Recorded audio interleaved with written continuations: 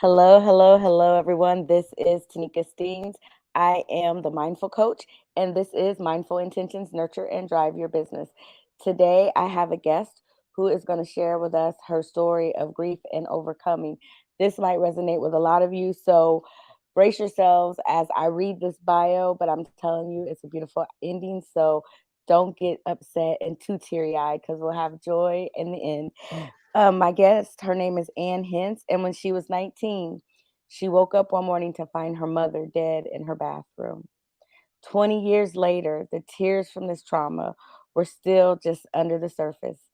Anne found a simple technique that helped her release these emotions, but she went further and can now put her awareness inside her body and has changed the bone structure of her skull and grown a half an inch at the age of 55.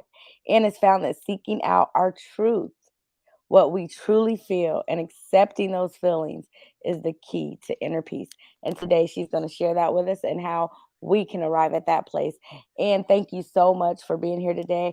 Please tell us a little bit more about who you are, what you do, and why you do it. Sure. I am a wife and a mother.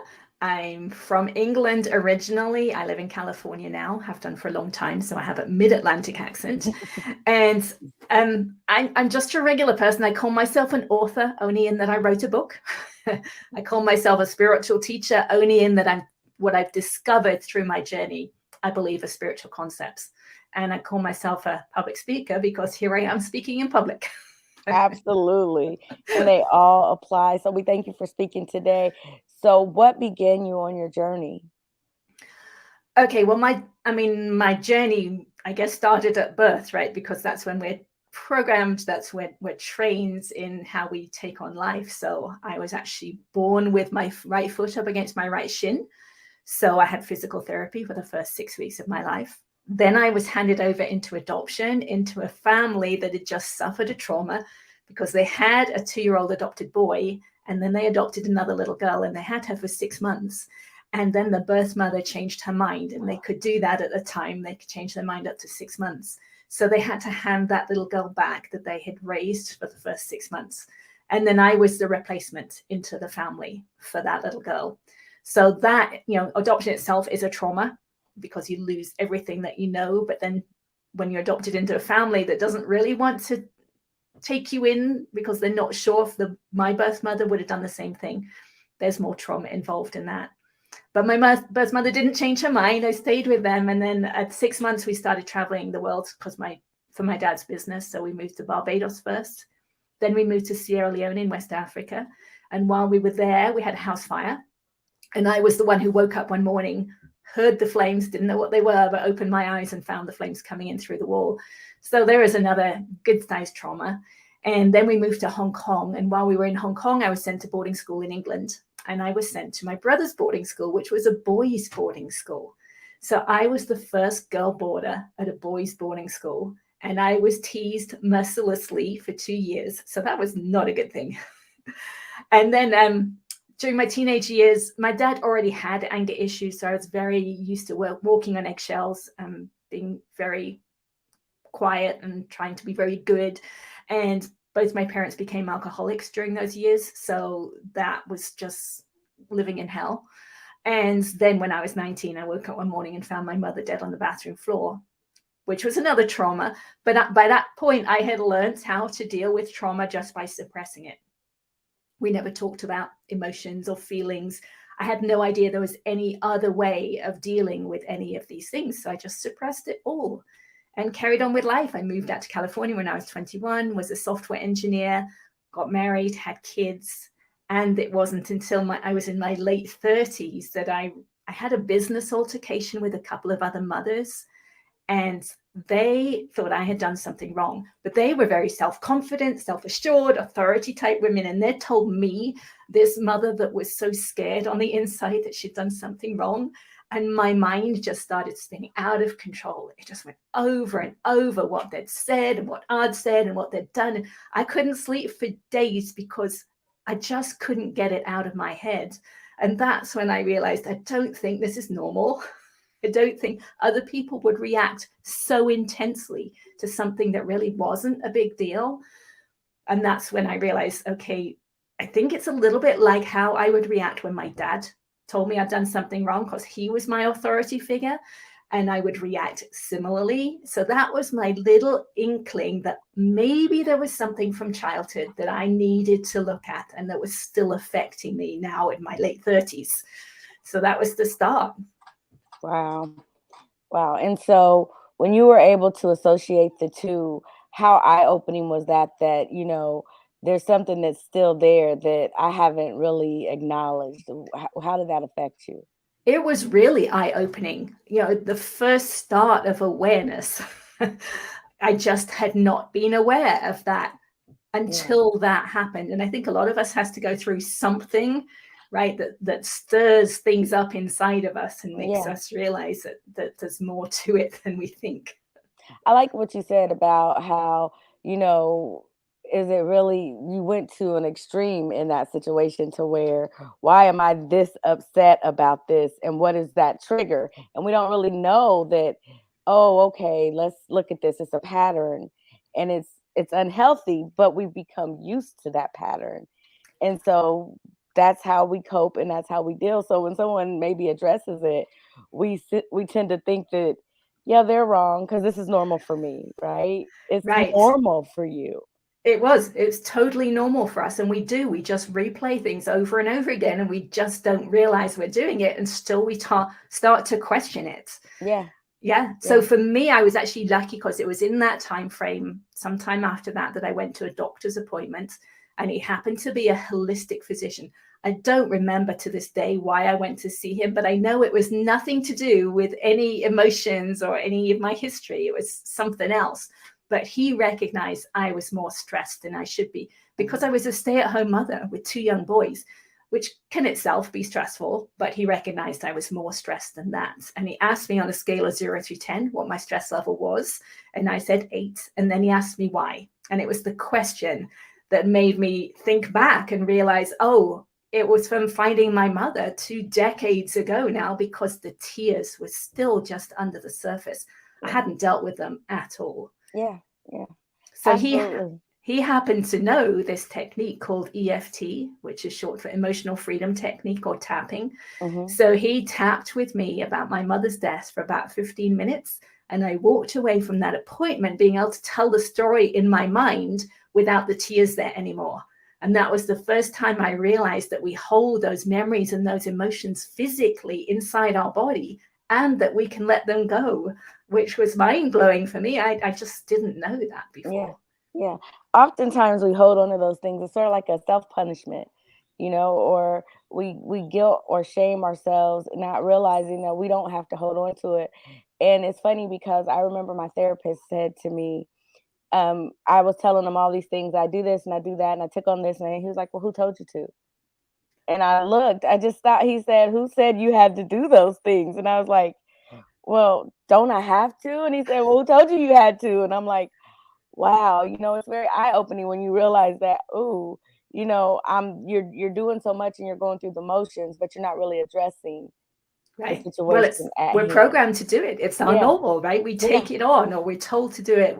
We just learn how to do things in those early years of life, how to talk to ourselves, how to talk to other people, how we judge other people. We just learn how to do it. And then, as you said, it's totally our normal. So we can't see it, right? It's like that fish swimming in water. The fish can't see the water. We can't see what we're doing to ourselves until we get out of the way and look and see what we're doing. Yeah. So how do you feel that spirituality helped you in coming to terms with addressing that past trauma and putting it in perspective? Well, it didn't at that point. That wasn't till way further down my journey. So the EFT was the first of 3 big steps that I felt that I can look back on now and see that I went through these 3 steps. So I just went home that day and I learned how to use EFT, because it was given away for free online. Anyone can go and learn how to do it. So I did that. And then, as I said, I had this engineering background. I like to know things work so that I'm not wasting my time. So I wasn't sure that one experience with the doctor was just a fluke, right? It could have just been a fluke. So I wanted to check it out for myself. So I had a 17-year-old cat at home at the time. and he was just starting to fail. His kidneys were starting to fail. And we'd been told he needed to have a daily saline shot, like an injection. The first time I gave him one, my hand was shaking so much. I knew I wasn't going to be able to do it every day, which is what I'd been told I had to do. So I thought, okay, I'm going to try out this technique. Now, I didn't try it on the cat. Someone the other day thought I was going to try it on the cat. I didn't do that. I tapped on myself.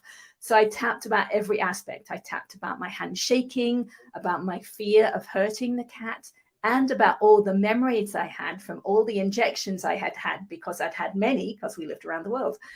And the next day when I gave him that shot, the needle just slid right in. All that fear that I had been holding inside the day before had totally gone. So that's when I realized two things. I realized EFT is deceptively powerful. It doesn't look like it's doing much, but I really realized it was. And I realized freedom is on the other side of that fear. Absolutely. And that's really where I wanted to get.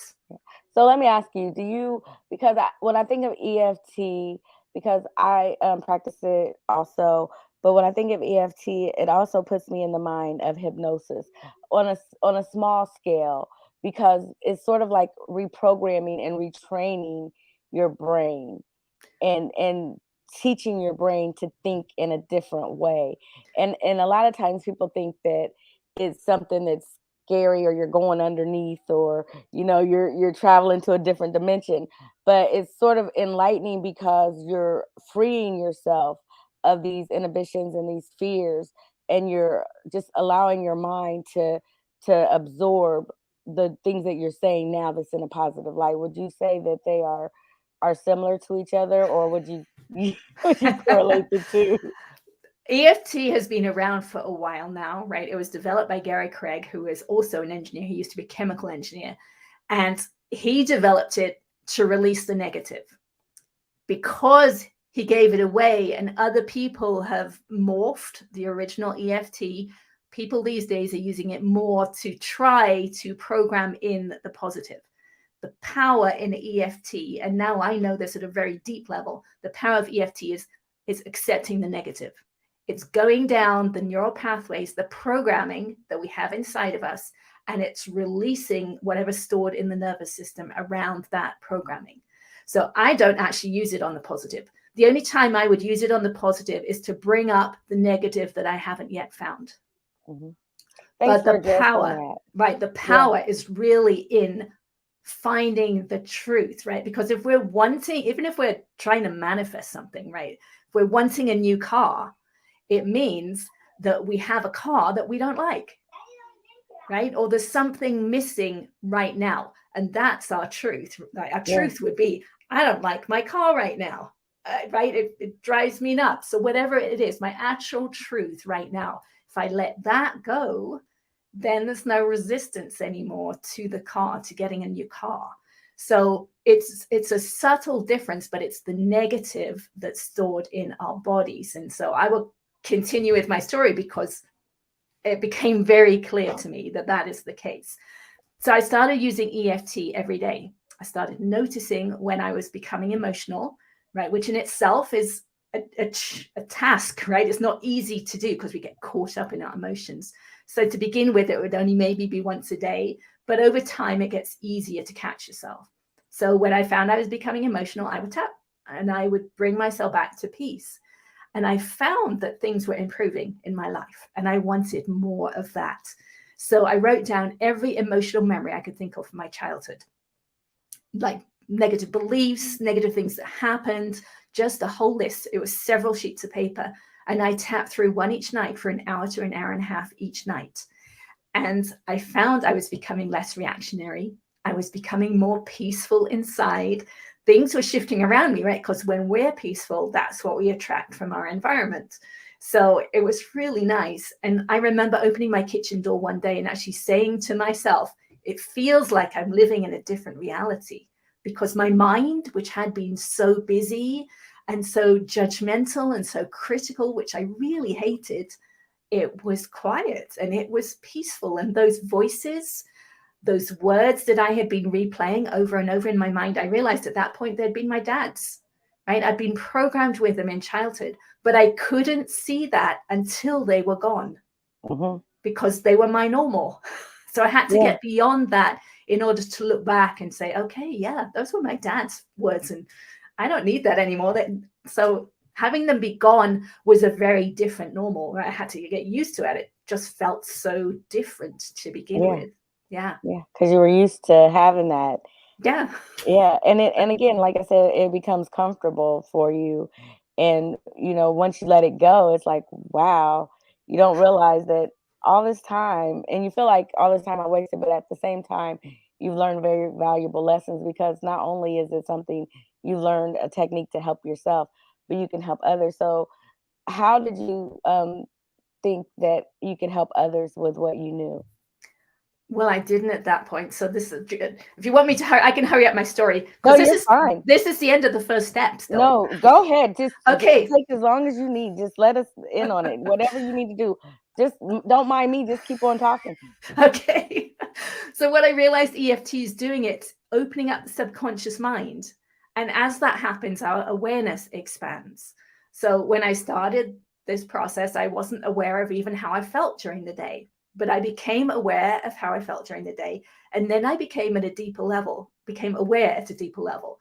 I became aware of the physical sensations underneath the emotions, right? Because we use words like sadness or frustration or anger, but what we're really describing is the physical sensations, how we're holding ourselves, where we're holding that tension in our body, right? Because if you see someone and you know they're angry, how do you know? It's because you're seeing the tension, how they're holding themselves. So we can become aware of that ourselves. And I did. I became aware. So, okay, I'm feeling fearful. So where am I feeling it? And mostly for me, it would be in my solar plexus. It would be tension in my solar plexus.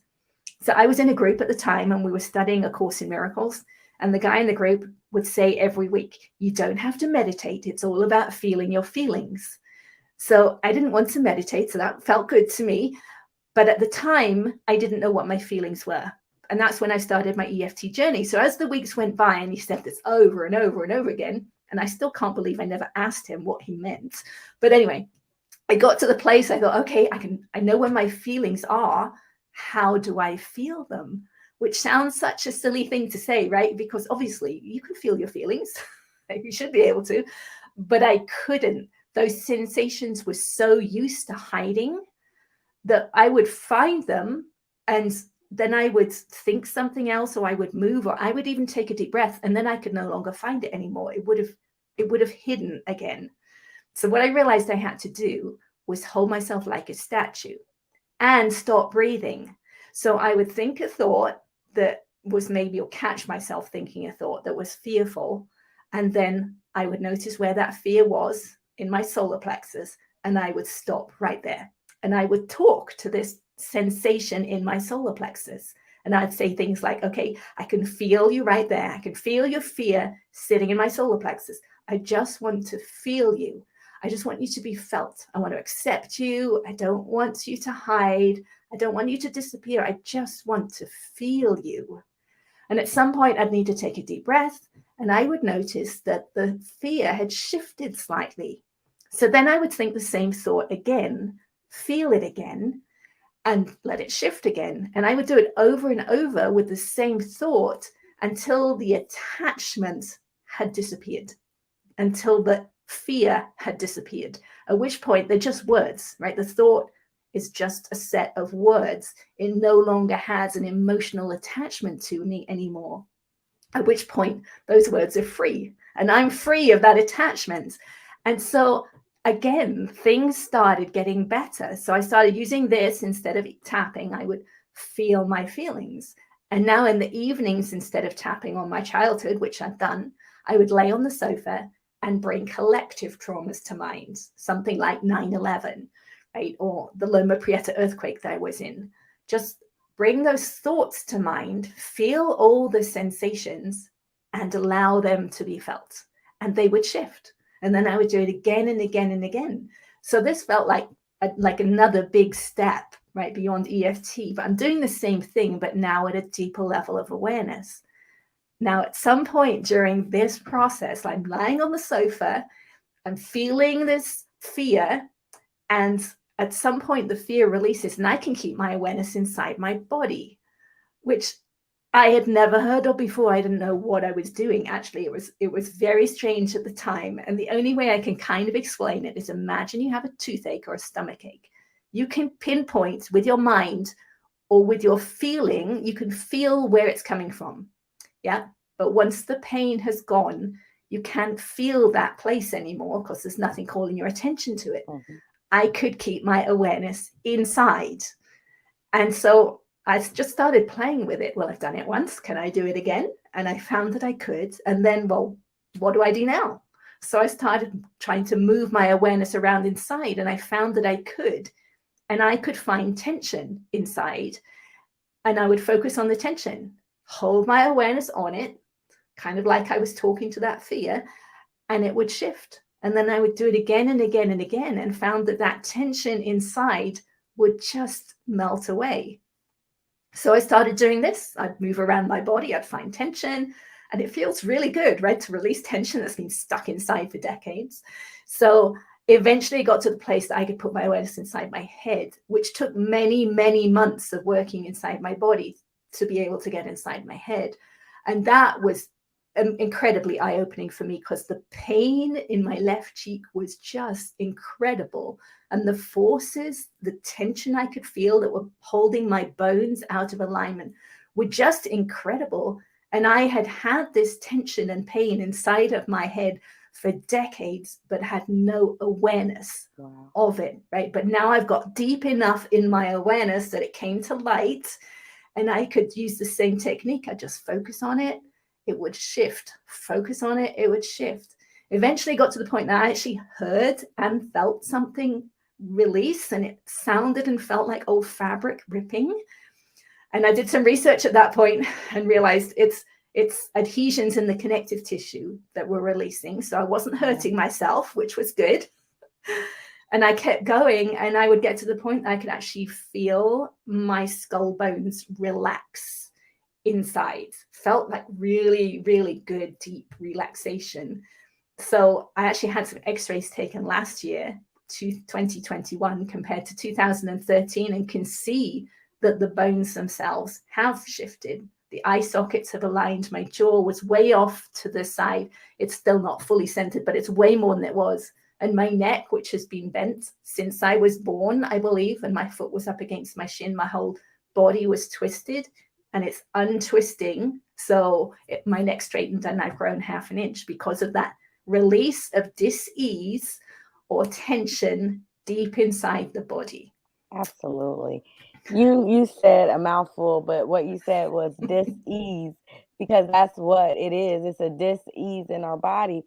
And just knowing that we as human beings are very powerful people, and we have the power to heal ourselves from inside out, but it takes something to do that.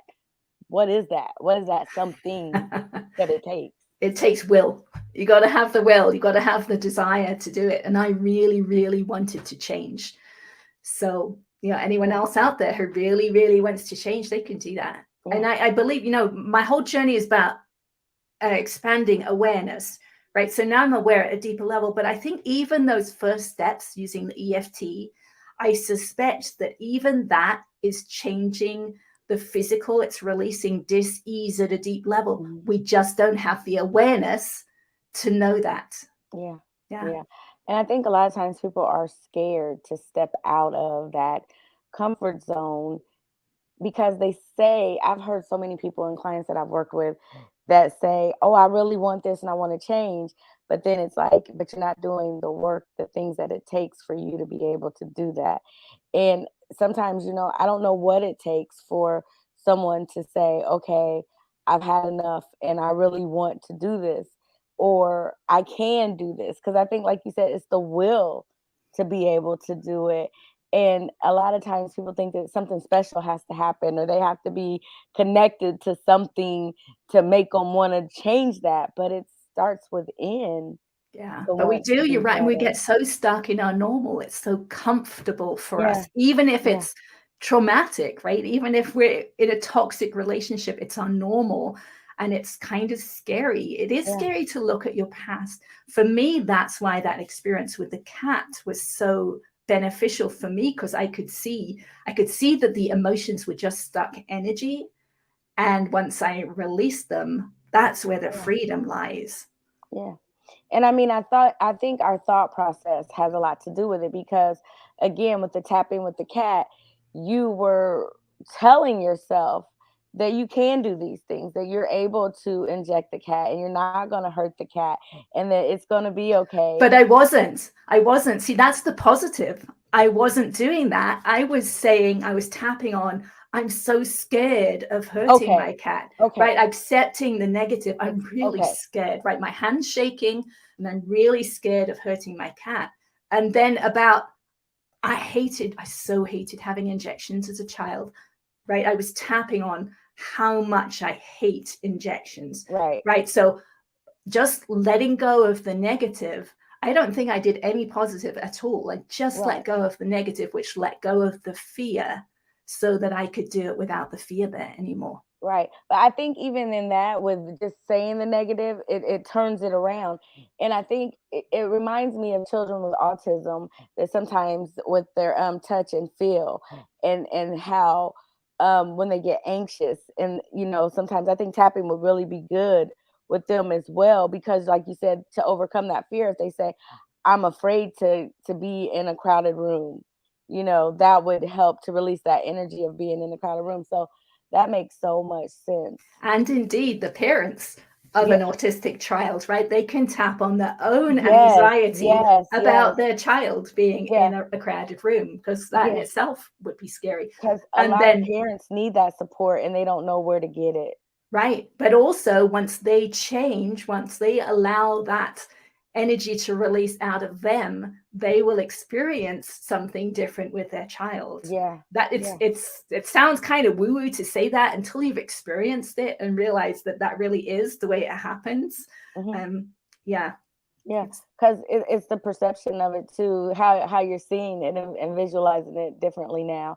That is awesome, because a lot of times people want to stay in the positive, like you said, but if you're just staying in the positive, then you're not addressing the negative and you're not allowing yourself to process through it. And I know that I've heard a lot that, your feelings are very valid and you can feel that way and you can understand what that feels like and absorb that. But the thought of what that feeling is does not necessarily mean that it's true. Well, it might be true for you, right? So then I would tap it out, right? And allow the energy, because we kind of pick up our thoughts. I think we tune into our thoughts. So in order to change, or even just doing this work itself changes us, so we actually then tune into other thoughts. So you were just talking about positive thinking. There's two aspects to that. As you do this work, positive thoughts actually start to come naturally, which is really fun to experience. And that is very different from trying to think positive thoughts, right? Because when we try and think a thought that we're not actually feeling or thinking, then we're suppressing the thought that we are thinking, right? So ideally, then you'd find the thought that you're thinking that's not one you want and tap it out, right? Tap out the energy behind it using EFT. And then another thought will actually come. Yeah. So when you are working with your clients, you have clients that you work with, people that you teach this work to? I only have a few. I'm more sharing my story and my book. My book has my story. So when you are working with someone, though, what is the main reason they are coming to you to overcome? Is it fear, anxiety? What is it that they are centered on? It's mostly out of control. They just feel out of control with so much that's going on. And then, we work on specifics. What exactly just happened, right? And then, as we said earlier on, we tend to replay things over and over again, but we don't realize it, right? So if someone just had something happened fairly recently that they're feeling overwhelmed by, they probably will have had that thought again in the past, right? Because we just replay those reactions, right? The word reaction, we're acting on something that we've acted on before. So if we can find those those past events that felt the same way, we can tap those out too, so that it's no longer in our body, so that we no longer actually have it come back again, and we don't have to react the same way. Yeah.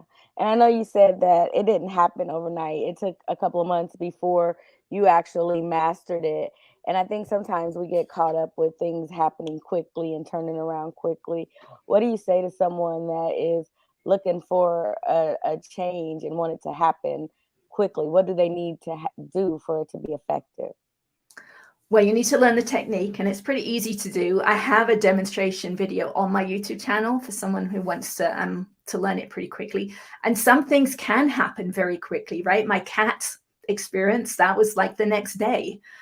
But if it's longer term, bigger things, then you actually do have to work on it. Right? My mother's death, I worked on it with the doctor. That took away the surface level of emotions, but as I said, it opens up the subconscious mind. So then memories that had been stuck underneath those first emotions started to bubble up, and then I had to work on those and release those. And then, you just get deeper and deeper, basically clearing out that wound or dis-ease inside of us.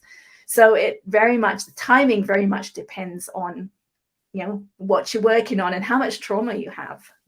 Some people haven't had a huge amount of trauma in their lives. Yeah. I often think that you're chosen for the task that you arrive at in life. And sometimes you go through things so that you can help other people come out of it. And I do definitely believe that some people are tasked with things that are heavy. And I mean seriously heavy, but for some reason that heavy task is enable them to be able to understand other human beings and appreciate what someone may be going through and be effective in their lives. How much of what you went through, your trauma and your healing, do you think was because it was to get you to where you are now, helping people and understanding how to do this work? I think it all was. Yeah. I mean, I agree with you. I believe that the more trauma we have in life, the greater our capacity for spiritual growth. It doesn't mean we're going to do it, right? Because my brother had a lot of similar trauma to me, and he went the opposite direction, right? He died already from being an alcoholic. So that will comes into play. Yeah. You have to decide that you want to look at the path, you want to let it go and move beyond it, but not all of us do. Yeah. A lot of times we blame our circumstances and the people around us, our conditions and things like that. And you wonder how you can look at one household and see different things come out of it. And it's all in, again, perspective and how you've seen it and the will to want something more and to have that drive. Um, I don't know, but I just really love the way that you have embraced your story and how you are sharing it with others, because there are so many people out there that are afraid to even come out of the house. And I know even with this pandemic, people have got so used to being away from others that they get anxiety when they come into crowded rooms or when they come into contact with other people, and it's scary for them. And so, mental health has really been a big topic for the last couple of years.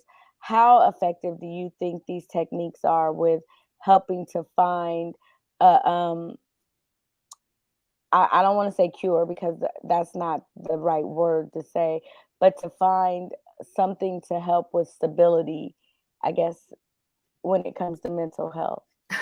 Well, I'd say they're incredibly effective because that's what they did for me, right? I was reactive, I was negative, my mind was busy and spinning out of control. And it's very peaceful now. I'm pretty much at peace wherever I am with whatever's happening.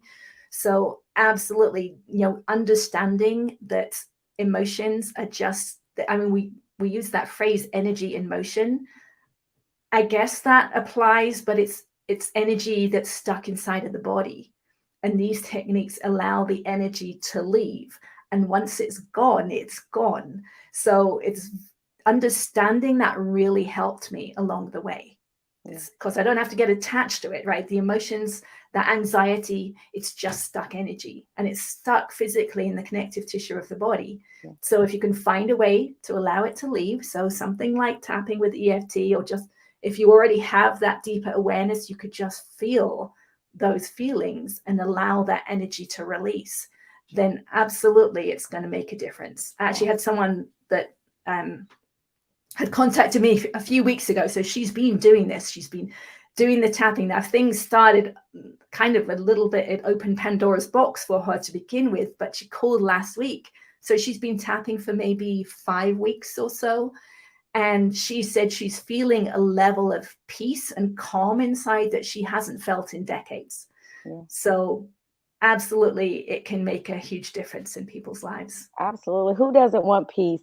Will you do us a favor? Can you kind of give, I know you've been doing it, but can you kind of give an example of what somebody could do, like that's just starting out that wants to try it?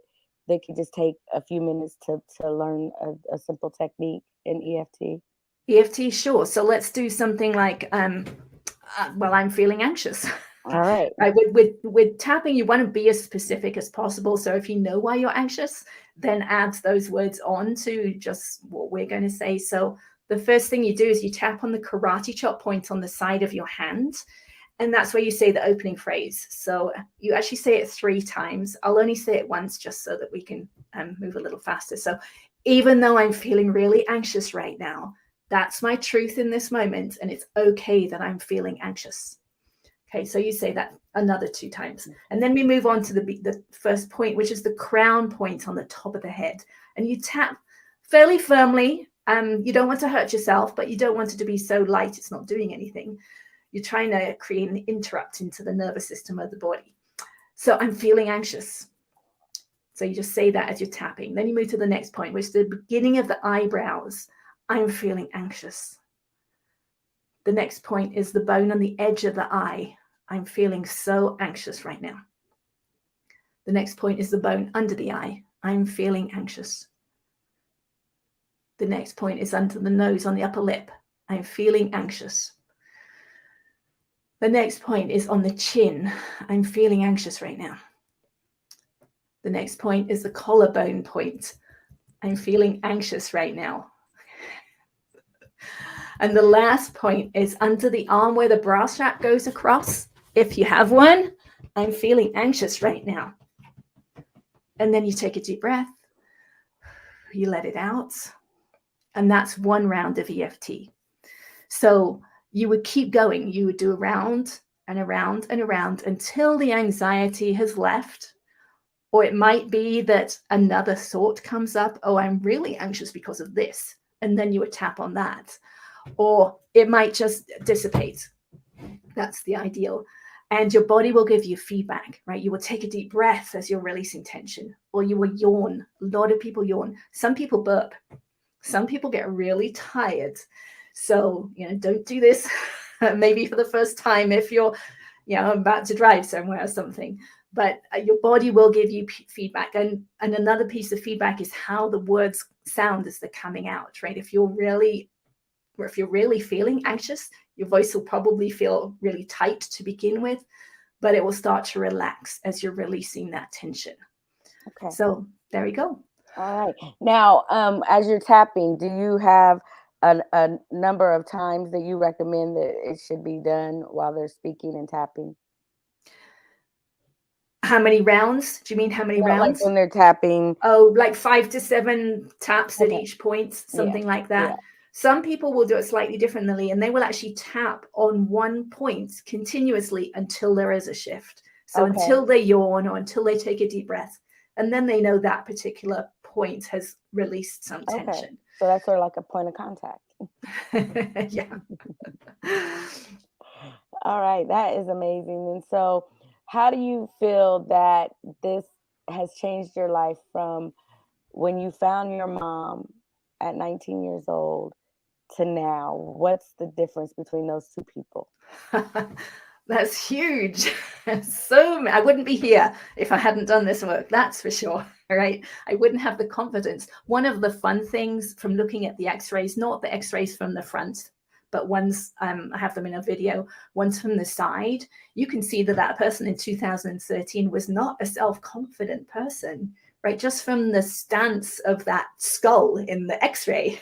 But when you see the x-ray from last year, you know, if it's not me and I'm just looking at it from, you know, someone else's point of view, that is a more confident person, right? So the whole process has actually changed my posture, the way I hold my body, the way I hold my head, to be a more confident person. So, you know, that shows in many ways in my life, but things around me change, right? I am more peaceful. One of the fun things to me is finding out, really realizing that our head is the echo chamber of our voice, right? So I didn't used to be able to sing. I don't have a good voice anyway, but I like singing in the car, right, to myself or the shower. And there were some notes that I couldn't sing before. And because I've released so much tension in my skull, I can sing these notes. Yes. My All voice has right. changed. Definitely. You know, I am a ordained deacon. My husband and I pastor a church, and I really truly believe in a higher power. And just as you're talking, and just this is so spiritual, because I don't think that we understand that outside of ourselves, we're so much greater, and the power that we have to heal ourselves and to expand and to grow it. And I mean, it's important. And what the words that we take in, because a lot of times it's not what we're saying, it's how we're saying it, and delivering it to ourselves, right? Right. And so what we've been told, our subconscious protects us, because these are things that we say we don't want this, we don't want that. And so you're either going to get it or you're not going to get it, but whatever you say you want or don't want, it's going to come to pass, right?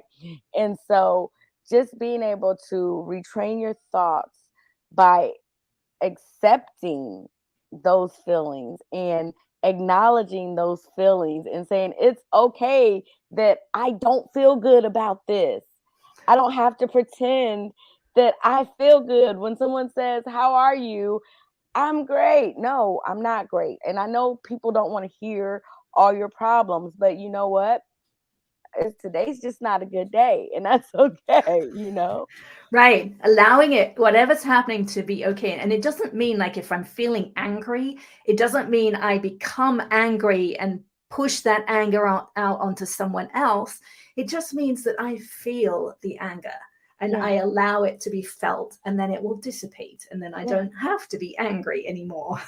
Yeah, thank you so much for sharing that, because it's so funny that my therapist told me, he said, "Why are you so angry?" And I go, "I'm not angry. Why do you keep telling me that I'm angry?"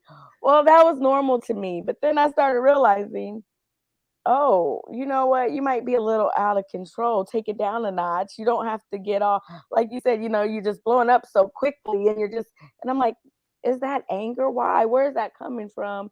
And why does that make me feel that way? And it was because of things that I had suppressed from childhood, and things that I had held back that I didn't want to address because I thought I was okay and I thought it was no big deal. But when you address it and you're like, oh, I feel like a burden has been released off of me because I no longer have to hold on to that, and Absolutely, it's because it was okay. building up inside of you, Yeah, right? So it was going to come out as anger yeah, or something. yeah, And it's almost like it was pressure on the yeah. inside, right? And So we've been this, programmed to think that that's normal. right, right. So these techniques release that pressure, right? That burden. I remember feeling really heavy in my 20s and 30s, like I was carrying this burden around, and that's pretty much gone.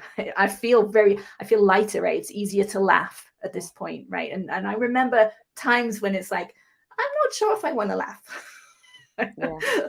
So how did it better your relationships? What did it look like in your household when you were able to put these techniques into play? And is your family operating in the same techniques as you? No, they're not, and I have to let that be okay. Yeah. But yes, things change. I mean, one of the reasons I really, really wanted to change is because my boys were young, and I didn't want to be a stressed mother, right? I wanted to be a calm, peaceful mother. Like, I'd see some other mothers at school. It's like, I want to be like that.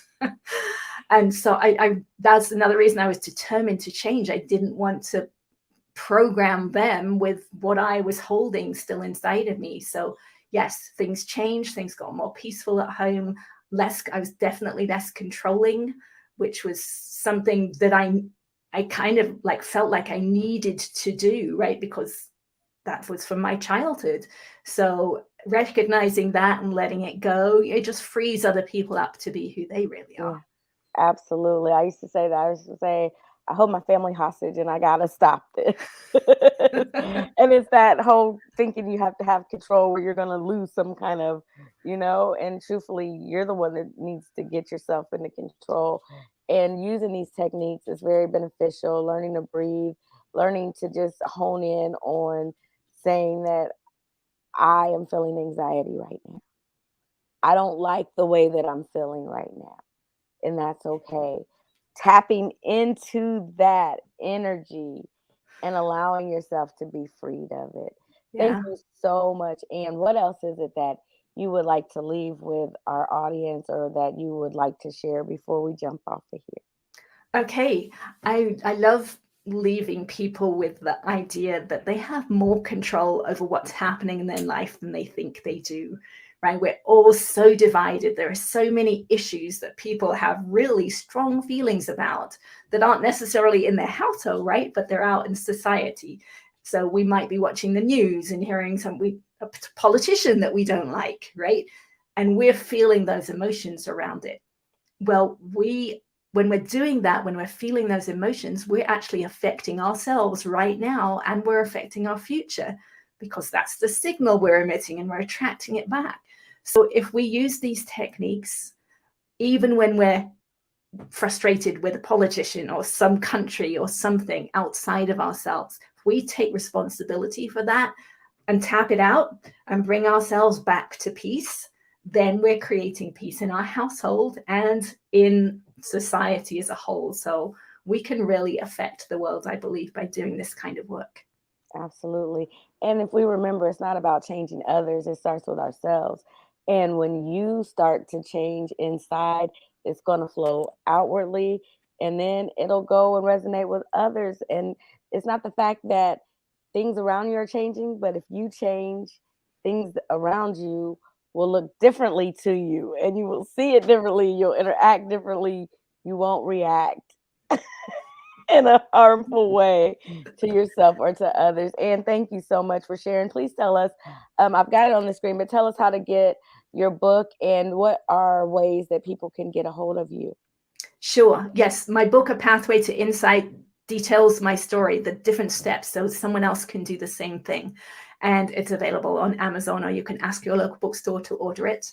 I also have my YouTube channel, which has a demonstration of EFT and a demonstration of feeling your feelings, so you can learn how to do it yourself. And I have a public Facebook page, and I have my website, which has my x-rays on it, so you can go there and see how powerful we are when we do this work. Absolutely. Well, thank you for joining us again today and sharing your story with us. I am so grateful when people come on and allow their story to be told because that there's someone out there that can resonate with that and that their life just might have been changed today. So hopefully you got something out of watching Anne today and tell her story and learning about tapping. So try something new. If what you've been doing isn't working for you, tap into something different that might change your life. And when your mind is changed, then the things around you will start to look differently. Thank you so much for joining us today. We will have Anne's information on the website. We do have a new website. It's still the same link, so you can catch us at yourfullmindlife.com, but you can also connect with her through her links on our webpage as well. And go and get the book, learn more about Anne and tapping and how you can just be more in tune with yourself by focusing on those things that are deep down within that need to surface so that you can be freed from it. Always remember, you were created with a purpose. Now, go be great.